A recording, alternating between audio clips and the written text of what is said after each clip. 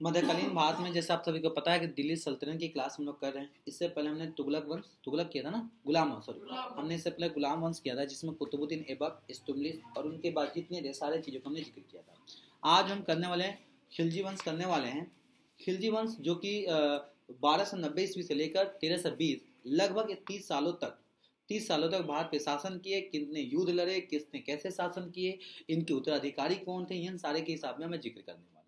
और देखिए जैसे आप सभी को पता है कि मध्यकालीन भारत में देखा जाता है हर एग्जामिनेशन में मध्यकालीन भारत से क्वेश्चन आपको देखने को मिलते हैं।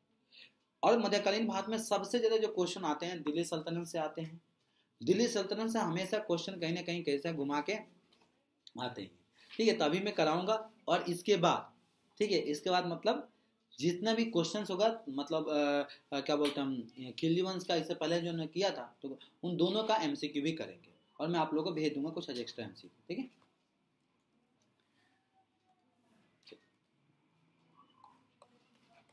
सबसे पहले हम बात करते हैं गुलाम वंश के शासन समाप्त जो हुआ था वो कब हुआ था, 13 जून 1290 को। और जलालुद्दीन फिरोज ने खिलजी वंश की स्थापना की। अब जलालुद्दीन कौन, अब देखो इसने किलो खरी में अपनी राजधानी में, और ये किलो खरी पता है कहाँ पे है, दिल्ली में। किलो खरी दिल्ली, इसने किलो खरी में अपनी राजधानी बनाई थी। अभी जबकि इससे पहले देखा है तो उन्होंने लाहौर से राजधानी लेकर आए थे दिल्ली में, उन्होंने लाहौर से लेकर दिल्ली, लेकिन इसने दिल्ली में जो दिल्ली को क्या इसने किलो खरी राजधानी बना दी। और ये प्रेजेंट में क्या है भाई, दिल्ली है। ये नहीं टेंशन लेने का कि किलो खरी कहाँ है। ठीक है, अभी पढ़ेंगे आप हिस्ट्री तो बहुत ऐसे नाम, नए नए नाम मिलेंगे जहां हमें पता ही नहीं है। जलालुद्दीन की हत्या 1296 में उनकी भतीजा और दामाद, मतलब उनके भतीजा भी लगते थे और दामाद, अलाउद्दीन खिलजी ने, ठीक है, करामणिकपुर, जिसको प्रयागराज में कर दी थी, करामणिकपुर यूपी में इन्होंने उसकी हत्या कर दी। उसकी दामाद भी लगते थे और उसकी भतीजा भी थे।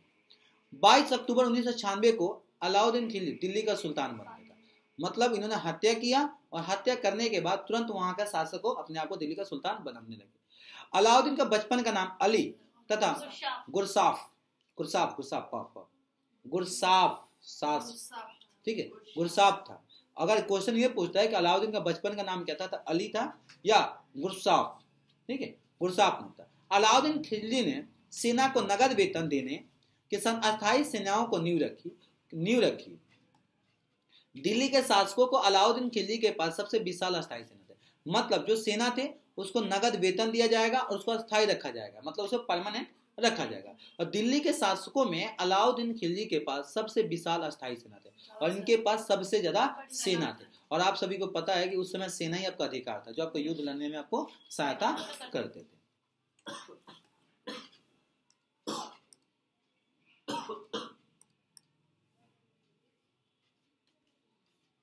चलिए, अमीर खुसरो का मूल नाम मोहम्मद हसन था, जिसका जन्म पटियाला यानी पश्चिम उत्तर प्रदेश के बदायूं में हुआ था।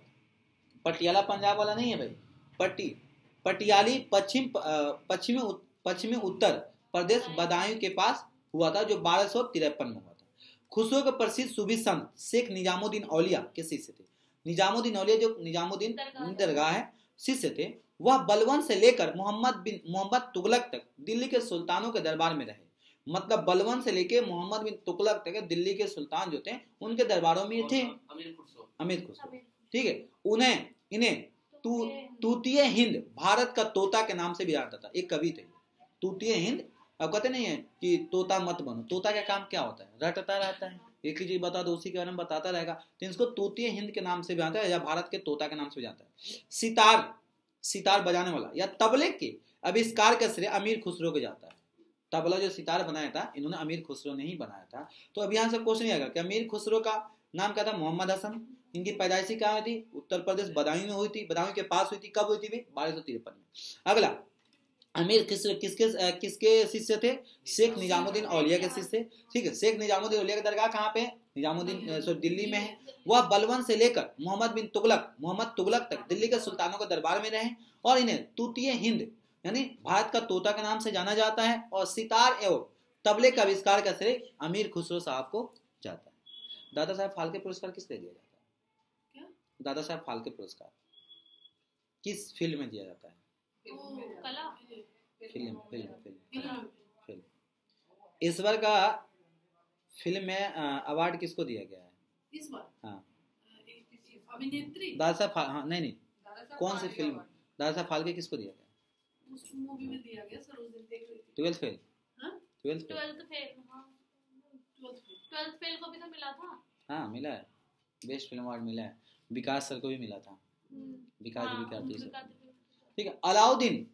अलाउद्दीन ने भू राजस्व के दर को बढ़ाकर उपज को इतना, भू राजस्व मतलब समझ में आता है सर, टैक्स। लगान मूवी देखे हो ना? हाँ जी।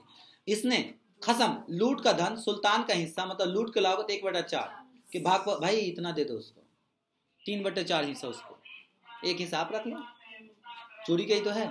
इसने व्यापारियों को बेईमानी रोकने के लिए कम तौलने वाले व्यक्ति, इसने बहुत अच्छा काम किया। इसने जो अलाउद्दीन जो खिलजी ने किया था, ये सबसे अच्छा काम इसका ये माना जाता है कि इसने गलत नापने तौलने वाले को सख्त कानून भी बनाई थी, और सख्त कानून के बाद एक संगठन बनाई थी जो उसके बारे में रिपोर्ट तैयार करता था। इसने व्यापारियों को बेईमानी रोकने के लिए कम तौलने वाले व्यक्ति को शरीर से मांस काटने का आदेश दे दिया था कि जितना का बेटा कम तौलोगे ना उतना काट के भरना पड़ेगा। तब इससे सोचो कि कोई नहीं करा, ये अभी भी बहुत ज्यादा भारत में होता है, हर देश में होता है। इस पर रोक लगना चाहिए, लोग कम तौलने वाले पे लगना चाहिए। ठीक है। इसने अपने शासनकाल में मूल्य नियंत्रण एवं दक्षिण भारत के विजय के लिए अलाउद्दीन खिलजी को काफूर को भेजा था। अब देखो इसने क्या बोला था कि जयमत खाना मस्जिद, अलाई दरवाजा, सीरी का किला, 1000 खंबा महल का निर्माण अलाउद्दीन खिलजी ने किया था। क्वेश्चन देखिए क्या, इसका मस्जिद का, अलाई दरवाजा, सीरी का किला, 1000 खंबा का महल का निर्माण अलाउद्दीन ने कराया था।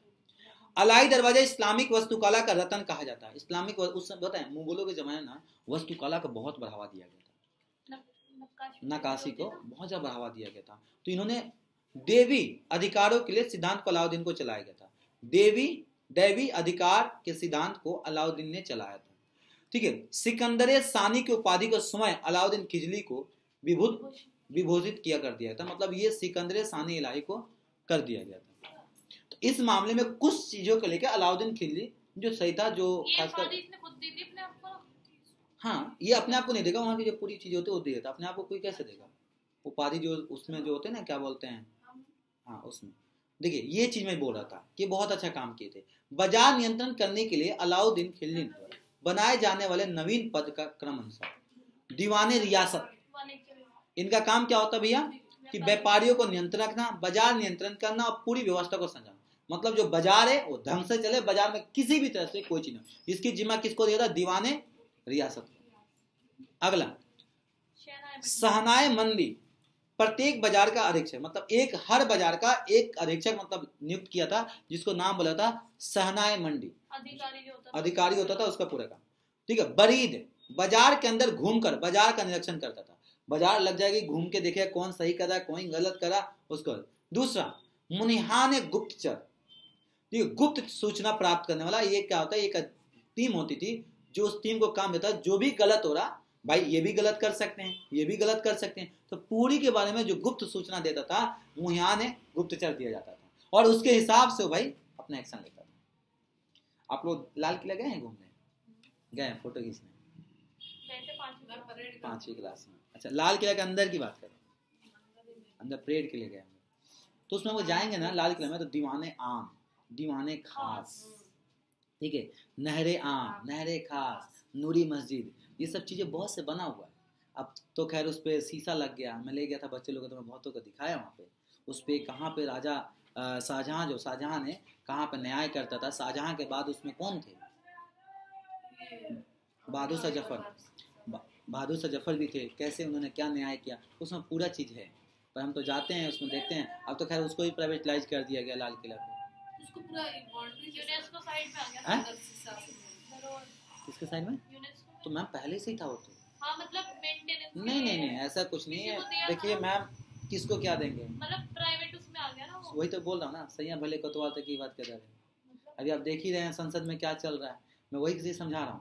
क्योंकि पहले अब था कि लाल किला में 25 पर टिकट लोगे पूरा लाल किला घूम सकते हैं। अब उसी में क्या गया, जितना उसकी हवेली था उस हवेली जो उसने बनाया था उसको किस में कन्वर्ट कर दिया, म्यूजियम में।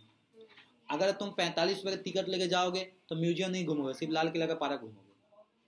और 100 कुछ रुपये का टिकट लेके जाओगे तो म्यूजियम में घुसोगे।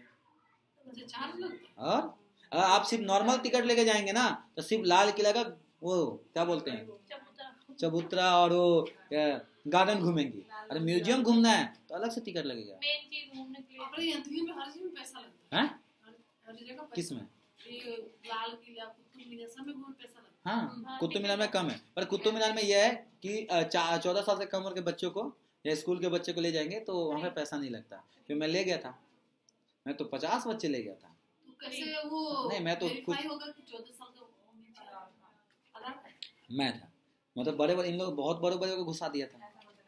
तुम लोग 12 बच्चे के थे। नहीं ये 12 बच्चों को मैं टिकट लिया, 50 में से 50 बच्चे में से 12 बच्चे का टिकट लिया था मैंने, बस बाकी सबको घुसा दिया। क्यों? भाई आधार कार्ड ले। मैम रूल क्या कहता है कि जो बच्चा 8वीं क्लास में है वो 14 साल तक का होगा। ऐसा कुछ नहीं, बूढ़ा बच्चा 14 साल तो मैम मैं बूढ़े के बाद रूल क्या बोला है? उसका मतलब नहीं है भाई, हम तो गलत नहीं करे ना। भारतीय संविधान के अंदर में हूँ मैं। जब संविधान में लिखा है 8वीं क्लास में बच्चा तो 14 साल तक का होगा। पर अब तो बड़े भी होते हैं उसमें। बूढ़ा हो जाता मैट्रिक में हमारा सब दिया अंकल जी बुरा मैं बीएड का पेपर देने गई भाई, अंकल आए बोले तो लेट। अब तेरे की तो उम्र कोई कम नहीं है। अरे भैया उसमें सबसे बच्ची में लग रही थी, मैं अपनी एज से भाई हूँ बीएड करने वाली। चलिए बोलो। अलाउद्दीन के मालिक ठीक है याकूबे दीवाने रियासत को नियुक्त किया गया। अलाउद्दीन ने मालिक याकूबे को दीवाने रियासत के तौर पे उनको नियुक्त किया था। अलाउद्दीन द्वारा परवाना नवीस नामक अधिकारी वस्तुओं की परमिट जारी करता। मतलब वस्तु मतलब जैसे परमिट जैसे आता है एक राज्य से तो कौन वो अधिकार देता था। सहनाए मंडी यहाँ खदानों के बिक्री हेतु लाया जाता था। सराय अड्डल यहाँ वस्त्र की शक्कर जड़ी बूटियां मेवा दीपक तेल अन्य निर्मित वस्तुओं को बिकने आती थी। अलाउद्दीन खिलजी ने आर्थिक नीति को व्यापक जानकारी जलाउद्दीन बर्नी के कीर्ति तरीके से फिरोज शाह से मिलती है। आप बर्नी आप जब ग्रेजुएशन में पढ़े होंगे ना तब बर्नी के बारे में रेगुलर में पढ़ा बहुत अच्छे से पढ़ाया जाता है। ठीक है। खजाइनुल फतुह अमीर खुसरो रिहाला इब्न बतूता और फतुसा लातीन ठीक है इस्मामी की कीर्ति है। मूल्य नियंत्रण के सफल बनाने में मुहत्सिब सेंसर नाजी नापतोल अधिकारियों को महत्वपूर्ण भूमिका थी। मतलब नापतोल जो अधिकारी थे पूरी ईमानदारी से अपना काम करे थे। राजस्व सुधारों के अंतर्गत अलाउद्दीन के सर्वप्रथम मिल इनाम वक्त के अंतर्गत दी गई भूमि वापस लेकर खालसा भूमि में बदल दिया गया। मतलब भूमि जो उन्होंने वापस कर दिया और खालसा को पता है कि सरदार जी लोग का एक पंथ चलता है खालसा, तो उसको दे दिया गया। तो कुछ मिला जुला के जो खिलजी साहब थे कुछ जगह पर मतलब अच्छा किए थे। ठीक है, मैं ऐसे नहीं बोलूंगा कि सब चीज़ है, कुछ चीज़ अच्छा कोई करता है तो बुरा भी होता है। अलाउद्दीन खिलजी द्वारा लगाए जाने वाले 2 नवीन कर। पहला चराई दुधारू पशुओं पर लगाया जाता था, मतलब जो पशु दूध देती थी उस पर। दूसरा गढ़ी कर घरों में झोपड़ी पर लगाया जाता था। घर और झोपड़ी पे एक अभी भी ये टैक्स लगाया जाता है। आपको पता है हाउस टैक्स अभी भी जाता है, ऐसा नहीं कि अब नहीं है। अलाउद्दीन खिलजी के शासन में 1297 से लेकर ठीक है 1306 तक मंगोल ने 6 बार आक्रमण किए। अब ये पूछ सकते हैं मंगोलों ने कितने बार आक्रमण किया? 6 बार। प्रथम 97 में जिसमें किसने नेतृत्व किया था? कादर खान ने। दूसरा किसने किया था? 98 में सल्दी ने किया था। तीसरा आक्रमण 99 में कुतुलुग ख्वाजा ने नेतृत्व किया था। चौथा में किया था 1303 में टर्गी ठीक है। पांचवा 1305 में अली बेग और तका 2 लोगों ने किया था। छठा जो हुआ था 1306 में कबक एवं इकबाल मंद इन लोगों ने। तो क्वेश्चन ये पूछता है कि मंगोलों ने कितने में? 6 बार में अलाउद्दीन के नेतृत्व किसने किया था? सबका नाम दिया हुआ है। अलाउद्दीन खिलजी का मृत्यु 5 जनवरी 1316 ईस्वी को हो गई। कुतुबुद्दीन मुबारक ठीक खिलजी 1316 में दिल्ली के सिंहासन पर बैठा। कुतुबुद्दीन मुबारक ये बैठा, ये थोड़ा सा अलग था। बदमाश बहुत ज्यादा बदमाश था ये। मैंने जितना अच्छा वो उसने किया था उससे 10 गुना खराब था ये। इसे जो सबसे गलत चीजें था इसके अंदर ये नंगे स्त्री पुरुष के संगत पसंद थी। तो ये जो सबसे बड़ा ये था अयासी वाला कह सकते हो। मुबारक खिजली कभी कभी राज दरबार में स्त्रियों का वस्त्र पहनकर भी आ जाता था। खुद पहन के दौड़ता भी था ले उस समय भी LGBT था। ठीक है, मैंने कहा उस समय भी LGBT ये बर्नी के अनुसार मुबारक कभी कभी नंग होकर दरबारियों के बीच दौड़ता था। इसका ना एक टीवी में सीरियल जैसा भी आया था, हम चार छोटा में देखे। देखिए मैम, मानसिक संतुलन खराब नहीं था उसका, ये कह रहे उसका मानसिक संतुलन, खराब। उसकी मानसिकता खराब थी। ठीक है, और ये बर्नी में बहुत सी चीजें एक्सप्लेन किया गया है किसकी इसने कुछ नहीं किया। अच्छा, जैसे उसने जो कानून बनाए इसने कुछ नहीं किया, इसने मिला ऐसो आराम नहीं कर सकते हो, जो भी लैंग्वेज बोलते हैं उससे बोल सकते हैं आप। ठीक है, ये महा कैरेक्टरलेस था ये। हम इसका देखें सीरियल भी। मुबारक खान ने खलीफा की उपाधि धारण की थी, इसको खलीफा की उपाधि दे दिया गया। और मुबारक की वजीर खुसरो ने 15 अप्रैल उसी के खुसरो ने इसकी हत्या कर दी और दिल्ली का सिंहासन बैठा। ये खुसरो खां था या खिजर खां था? मैम, मुबारक जो था ना, उसकी वजीर जो खुसरो खां है वो इसकी हत्या करके खुद दिल्ली के शासन बैठ गए।